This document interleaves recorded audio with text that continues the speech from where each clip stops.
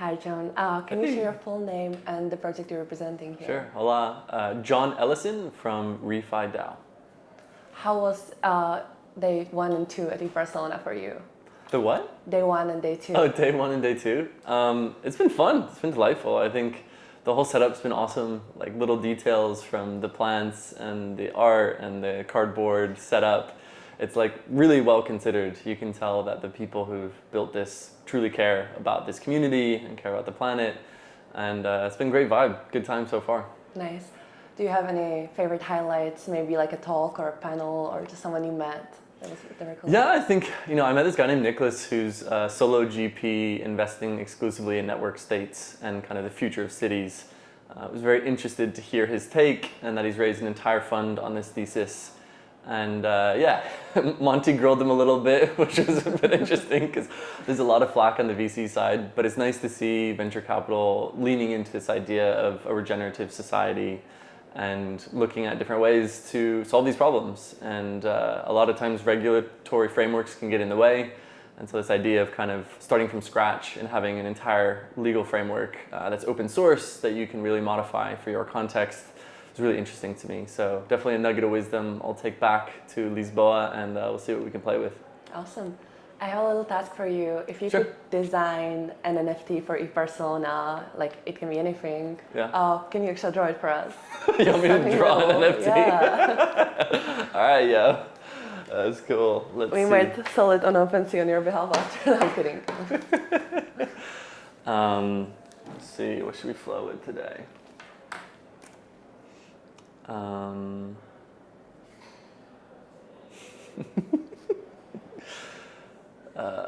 I would try and do the Sagrada Familia if I knew how to do it, but I don't really know because I've never been there, so I'm gonna have to just draw some towers and hope for the best. As long as it squibbles, it's gonna be fine for me. Yeah. And let's see, we need some reference points here.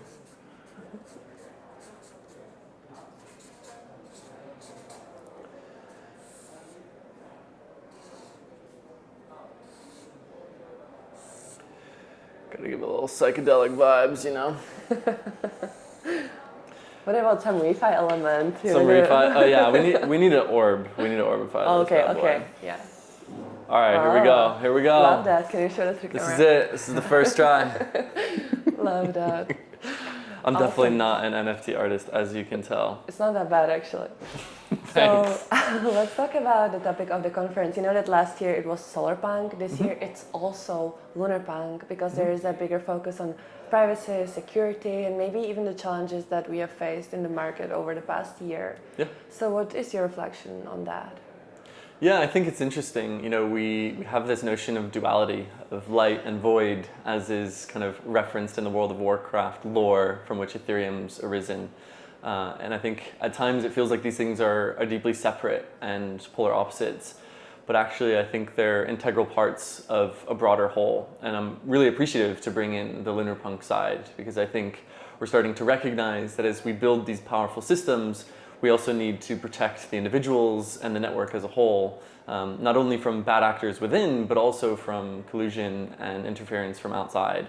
And I think kind of embracing this spectrum of expression as we're looking at decentralized systems to really build the core fabric of society, it's vital that we look at the risks, the downsides, the hard times, the low points, where capital isn't there and you really have to grind through to break through to the next rising sun. And I think that's really what we're finding now is like who's really here to build and who has a high conviction around these tools, this community, and is willing to persevere when there isn't irrational exuberance and money flowing around everywhere. So yeah, grateful for the balance, and I think as a whole our community needs to figure out how to integrate these two into a living system. That's a great take. So is this something that's also maybe shown in your work over the past year? Kind of this focus on both sides. Yeah, I think this idea of global regeneration really invites us to actually look at regenerating ourselves, our own thought patterns, our own bodies, the way that we feel and the way that we behave with our closest loved ones. And I think this paradigm of inviting your own shadow, your own darkness, your own pain even into this process of regeneration is really vital, because our society has basically taught us how to be numb and how to escape those harder feelings and how to escape the pain of this really messed up society that we live in. And so I think really we do need to inhabit a more holistic view and to be able to properly grieve the loss that we have, you know, the amount of people that are dying from the systemic injustice that have been enforced upon, you know, the economies and societies of today. You know, the rising temperatures, the collapse of ecosystems around the world, destructions of forests, like these are real things that we need to integrate into our people and into our societies and into our systems as we build for a better tomorrow. That's such an important narrative to bring into the Web3 space as well. So yeah, tell us more about RefiDAO and what you're kind of working on. Yeah, for sure. So, you know, RefiDAO started really as a home for early stage founders in Web3 that wanted to make a real meaningful impact in the world, either through climate or broader biodiversity or even on the kind of social impact side.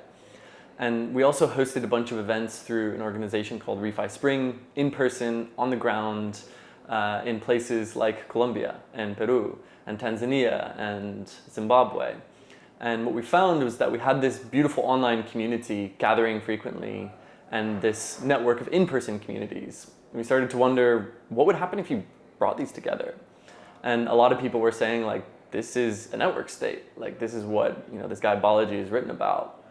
And as we look deeper into this architecture, we realized that actually there is this new organizational form that's emerging of a network of startup societies all over the world that are gathering to take action, to acquire land and to regenerate it, and to really show local governments and local corporations that this is how you do this really hard work that we've all committed to do through the Paris Climate Accords, but frankly, nobody really knows how.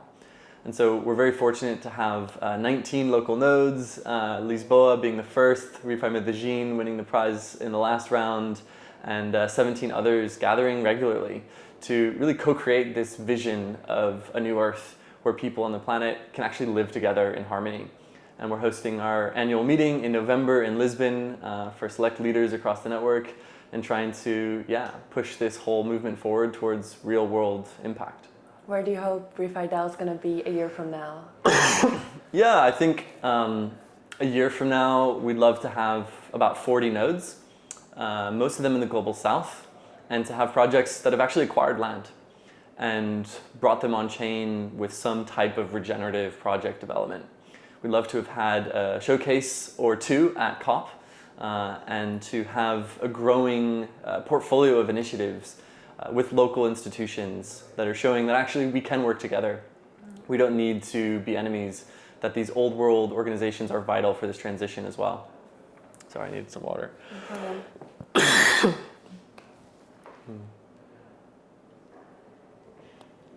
Cool.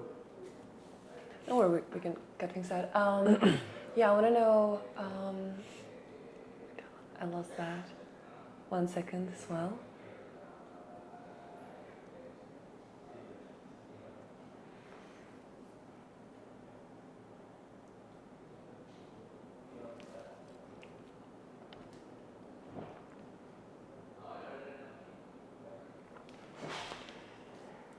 Ready when you are. Cool. Good? Let's roll. Okay, awesome. I want to know, what do you want to see more of in the Web3 space? Yeah, I think more female leadership. I think it'd be amazing to see an increased diversity in the space across all dimensions. There's a lot of badass technical people in the space, which is great. And I think it'd be amazing to see people from all walks of life looking at Ethereum as this incredible infrastructure to build a better world. And I think as we see different people building and contributing to this space, we'll realize a much more resilient network and a lot more capacity to actually fulfill its vision and its truest potential. Because I think a lot of these kind of Web3 experiments are iterations on existing models that are some enhancement, some different configuration, but aren't actually fulfilling a real purpose for people in society. We don't really need more banking services to be optimized. What we need is to take care of the core resources and the core communities that we need to survive. And so I think more purpose-driven organizations, more impact DAOs, and more communities that are really pushing these tools to their fullest potential and actively onboarding people who don't have access to a bank account because they've been excluded from the existing system. And to really battle test these tools on the ground in communities all over the world and watching people use this tech, watching them fumble, but helping them along the way, I think has enormous potential. Because at the end of the day, this is a network. And networks depend upon the number of actors in the network and the strength of the connections. And I think if anything, Web3 has an incredible space of belonging, where as you come in, you're welcomed and you can be a part of something greater than yourself. And this is something that I believe people all around the world desperately want and need. And Web3 can offer that to far, far more people if we're just more intentional about including them into this process. Love that. And you know that there are many people at eBarcelona that also want to get involved. There are many students here as well. So what would you tell them on how they can get started, both with ReFi and maybe even joining the ReFi DAO? Yeah, totally. So, ReFi DAO would love to have a local node here in Barcelona. If anybody feels called to a vision of regeneration in this incredible city, you feel free to start a node. You can go to our website and do so in just a few clicks and just start meeting. Start gathering people, builders, investors, entrepreneurs, researchers, local academics, local governments, and talking about this vision of regeneration. And I think having in-person experiences can be so powerful because it changes the way that we think about who we are. And so I would say if you're interested in the regenerative finance movement, definitely check us out at refidao.com. And if there isn't a local meetup happening near you, go ahead and start one. It's super easy, it's fun, and you'd be surprised how many amazing people are out there looking to support you and contribute to growing a regenerative economy at scale. Thank you for that. Last question, what's your plan for today at eBarcelona? What are you going to enjoy? Who are you going to talk to? Yeah, tell us. Yeah, I think, let's see, kind of going with the flow, seeing where the energy takes me. There's so many cool stages, so many good talks. I know a friend of mine's got to talk a little after this, so I think I'll drop in and be a support there and really just see who shows up and try and connect with people where they're at and see what opportunities arise. I think there's so many innovators in this space and there's so much to learn that you really can't go wrong. Just being here and being saturated in this amazing environment means that you're going to find something of value and maybe be able to help a little bit along the way. Thank you so much for